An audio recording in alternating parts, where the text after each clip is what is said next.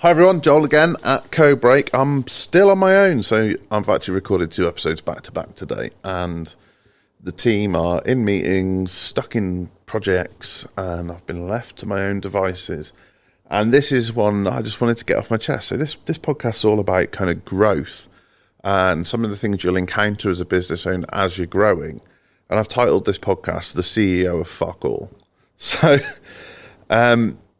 this is born out of something that I popped on Instagram the other day. I actually saw someone who, unfortunately, I've introduced to quite a lot of people before realising the truth. And they did a reel on their social media, and it was a day in the life of a CEO. And I know some CEOs, people who are chief executive officers of fairly hefty boards, and I know what a day in the life of a CEO looks like for them. And this person is on their own in their business. They're the only executive officer on their board. So I don't understand how they're a CEO. Essentially what I'm saying is it's a bullshit flex online to make their content look good. And from what I can tell, they spend most of their time doing photo shoots or in the gym or spouting bollocks on social media. And I'm kind of a bit sick of it. Like, I obviously position myself on socials. I use socials as a way to showcase our book, our podcast, our business, my AI company, what I'm up to, kind of the lifestyle, the person behind the business, in the hope that the right people will resonate with that and want to work with me. But I'm not saying things that simply aren't true. Like, I'm not saying that I'm a CEO. And actually, we've got more than one executive officer on our board. So I could be. But I'm just the managing director at most. I'm Joel most of the time. And this whole, like, here I am next to my Lamborghini that I don't own. Here I am in front of the Burj Khalifa on a business trip, when what you mean is you've told the tax man it's a business trip. Here I am, day in the life of a CEO. Here's how I did my first 7-figure launch. But you actually mean 7 figures in a currency where it's 300 to 1 on the pound. Like, or you mean 7 figures across the 37-year lifespan of your business? This sounds bitter, and I need to turn this into a positive. But why this episode matters to you is I'm talking to you about what I'm seeing as one of the biggest scams in online entrepreneurship at the moment, and it's the rise of the CEO of fuck all. And I guess, like, I'm calling out. They often call themselves gurus. Like, you'll find them. I've got some anecdotes that I'm going to give you shortly. But the reason I'm like throwing this out there is a lot of the people we encounter who have maybe grown past the £500,000 turnover mark, want to get to the 7 figures, want to, and I mean within a year, not across the lifespan of their business, want to keep scaling, maybe scale to 8 figures, maybe even 9 figures. There'll come a point where they're looking for a mentor or a guide or a coach to help them, because nobody in their environment has ever done what they're trying to do. And this is where this CEO of fuck all comes in, because they're like a fucking shark and they smell the blood, and they're coming after these people who are putting their hands up saying, I need help to do something I've never done before. And you're spouting online that you're doing it all the time, so you must be the person for me. And what I'm saying is, like, you need to think about the reality of that. Like, who is this person? What does Companies House say about this person? What kind of accounts have they filed? What testimonials have they got? Are they real testimonials? Can I see that actual messages, not just screenshots? Have they got a Trustpilot or Google reviews? Like, where can I dig to see the reality? How long have they been around? What's their story? Can I speak to 3 of their other clients? There's things, the steps you should take to avoid falling into these traps. Now, I work with a mentor. He's called Paul Moore, and I'm proud to work with him. He's a fantastic coach. He has his own flaws, which he quite frequently flaunts. But that's why I work with him. He's a genuine guy. He looks after me. His wife, Leslie's super smart as well. And I really enjoy working with them. I've worked with other mentors before that. I had my first ever mentor was called Charlie, also a top guy. And he really helped me with all sorts of things. But I've bumped into many gurus and CEOs of fuck all who are pulling the wool over people's eyes, taking their money, and then basically they're selling a magic pill, and then once they've got their hooks into you, they sell you the next magic pill and the next magic. Oh, that will work once you've got this, and that will work once you've got this, and that will work once you've got this. And before you know it, you're 50 grand in the hole with them, and not really any further along. And so, things that you can kind of look out for to identify this CEO of fuck all. Numbers don't lie. So if you go on Companies House and it says that they've submitted micro accounts, I think I'm right in saying that means that their turnover had to be under £634,000. So then if they're saying they're a 7-figure business, why are they submitting micro accounts? The other thing to think about when people are saying they're a 7-figure business is they probably mean revenue. And if they do mean within the year, it doesn't mean that there was any profit left at the end of it. So again, worth digging a little bit. Some of the other common red flags, they'll look like they live an incredible luxury lifestyle, but you'll never see images of their home because they haven't got one, or it's not as impressive as what their Instagram would make you believe. And you'll never see anything that looks like a business asset. Now, I make a conscious effort when I'm doing my content to show myself placed in the office, to show that this is a real business with real tangible assets. You know, there's pictures on the wall, there's staff walking past, there's various things in here. Maybe a bit quirky, you know, we've got an arcade machine and a pool table and various bits and bobs that are probably not necessary, although I'd argue, I beg to differ. But there's actual assets in this business. You can see value in our videos. You can, even now, you can see I'm on a proper, this is our podcast studio, I'm on a proper podcast setup. So if this so-called guru is coming to you on video on Zoom and the backdrop looks like a spare bedroom, I would have alarm bells about that. I'm not saying that they don't exist and that some people can operate from that situation and be very successful, but it is a red flag. It's something worth considering. The other one is, are they always selling courses about making money, but they're not selling courses around the tactics, the strategies, and the reality of business? So, for example, if they're telling you how to do a 7-figure launch, but they're not telling you how to successfully launch your next masterclass, they're two slightly different things, and the first one could be full of hot air. Like, we see this a lot in the investment space. We have a client who's an investment coach who very much offers practical advice. He's very honest and open about his tactics, but he's in a space where there's a lot of distrust. And a lot of the other investors, it'll be like, how to make a quick million, and that really should worry you. But obviously, often when people sign up to these things, they're desperate and don't see what they're getting themselves into. The other red flag, no verified track record. Nothing on Companies House, nothing on Google reviews, nothing on Trustpilot, no case studies of people you've actually heard of or seen before or can actually speak to. I think that's often a common red flag. And then the other one I see is really flashy events. Really flashy events out of nowhere with no substance behind it. So there's like, you haven't heard of the speakers.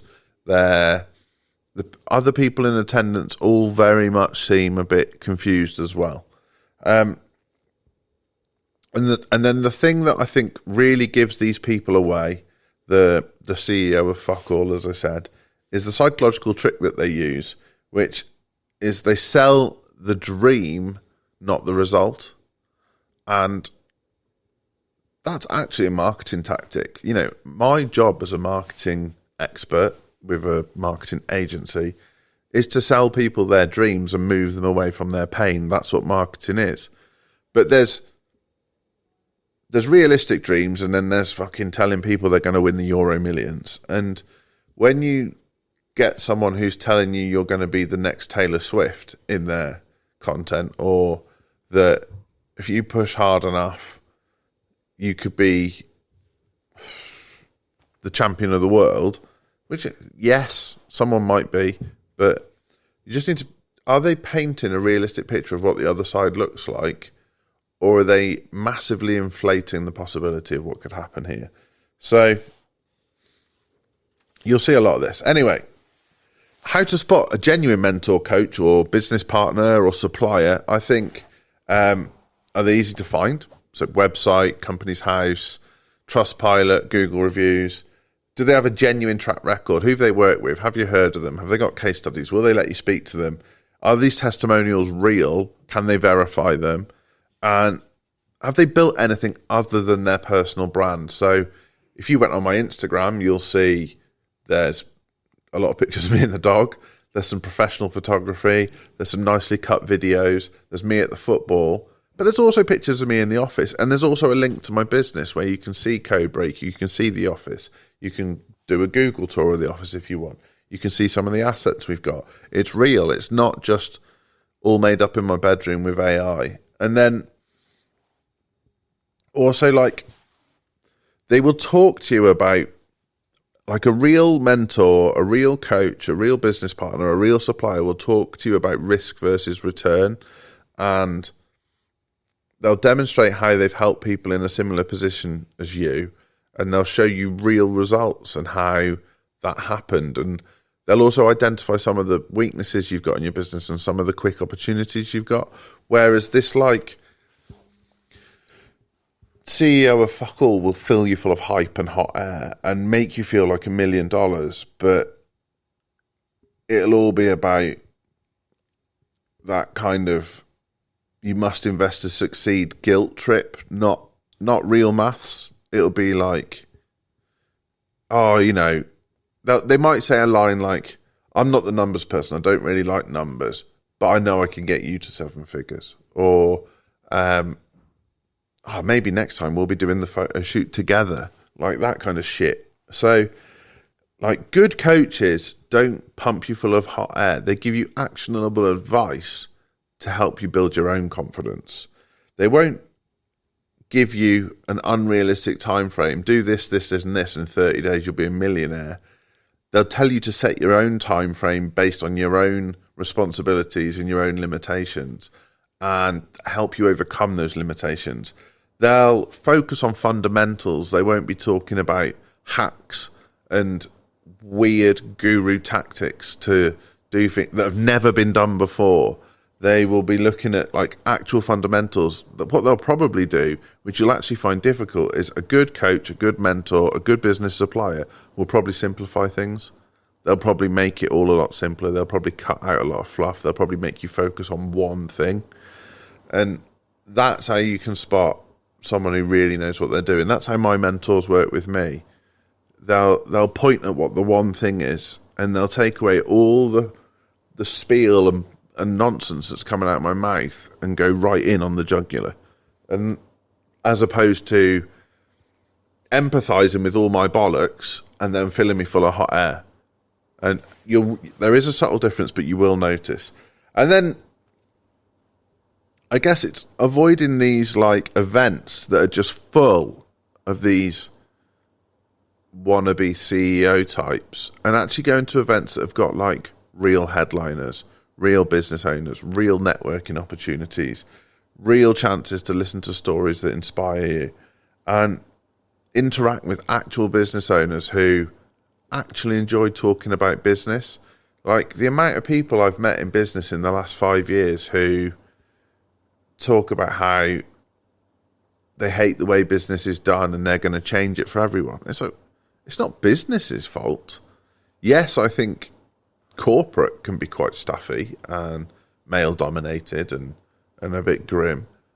But actually, owner-managed business at the level we operate at, we meet people from all walks, and it's really interesting and fascinating. And, like, you know, in 1 minute I could be talking to, like, a female ADHD coach, and the following week I'm talking to a gardener, and I'm learning all this stuff I've never heard before. It's actually, like, really enriching and fulfilling and varied. And I think when you're attending these events where it's all about hype and how we can do things differently and the world's changing and you need to change with it, you're kind of getting swept along with a load of bollocks. And And sometimes it's hard because some of these events have got a bit of both. And you just got, like, I would go through this red flag list that we talked about here and actually think about what's in it for you, what's good for you. The warning signs of a bad event. The speakers don't have their own businesses. They're all just influencer types. So they might sell online courses. They might sell the odd thing, but there's nothing behind it. They don't have employees. They don't have anything tangible to fall back on. There's no resale value to their business, so they're not playing the same game as you. Another sign of these bad events is they will talk about mindset, but then none of the speakers will be qualified to talk about mindset. Now, I realise there's an irony in that because I talk about mindset a lot. But I talk about mindset a lot through experience, I guess. But sometimes you will get someone who... I've seen an example of somebody who said they were a manifestation coach. And then I'm fairly sure they didn't even know what manifestation was. And that was the mindset element of the event. And then I guess the other red flag for these events is sometimes astronomically high ticket prices for very vague promises, like bonuses that don't really amount to much. So just being aware, what am I actually going to get? Like, what value am I going to get? Is this worth it? And then, like, finding the right business allies is also really important. Like, I have found people I work with now who, and I actually screenshotted this the other day because I can send messages to some of our clients and some of our suppliers now that seem wildly unprofessional. Not in like an HR sense, but in like, I think I wrote like a message to one of our clients in a medieval tone the other day just for the crack. I wrote a message to another one of my clients today about an investment I knew he was in that had turned good and just sent him a funny message about it. And he came back and we had a bit of a laugh. You'll know when you're clicking with the right people because they'll get you and they'll empathise with your position. And you won't be afraid to tell them the truth about your business either. You won't be sat there thinking, oh, I need to tell this person I'm making X many million. I want to look like the best person in this room. It'll be the opposite. I can learn from this person and they won't judge me. And that's where you know you're onto a good coach, a good mentor, a good supplier. Like, build your crowd, build like your handful of people who are like your chiefs, like your fellow warriors as such, because they'll probably see through a lot of this shit too. And like, I spend a lot of time in the events world and around the online world and coaches, and there's some amazing mentors and coaches and specialists in the space. And as with all industries, there's also some absolute snake oil salespeople. And now I've kind of got my tribe and the right people around me. I think we've all got a good like temperature for when someone's talking bollocks. And I think you should get yourself around those people too. It's really interesting. So I'd say three things you could start doing today to avoid the CEO of fuck all is always check their reviews. So always check Trustpilot, Google, ask to speak to a couple of their clients. Like the investment coach, his name's Ben Knight. I reckon a couple of times a month, new prospects of his asked to speak to me just to see what it's about. And so they must be asking to speak to other people too. That's a really solid way to investigate someone. And Ben being the legit guy he is more than happy to let them speak to me. So I think that speaks volumes. Ignore the flashy marketing. So where it all looks a bit too glossy and a bit too good to be true, it's probably because it is. And it's aimed at people with that magpie shiny object syndrome thing. Don't get caught by that. And then be ruthless with your network. Now, I do this and I do find it hard. Like, it can be emotional. But cut out the time wasters, cut out the nearly people, cut out the people who are always on to the next false boast or talking about what they're going to do next and what they've built next and what they're going to do.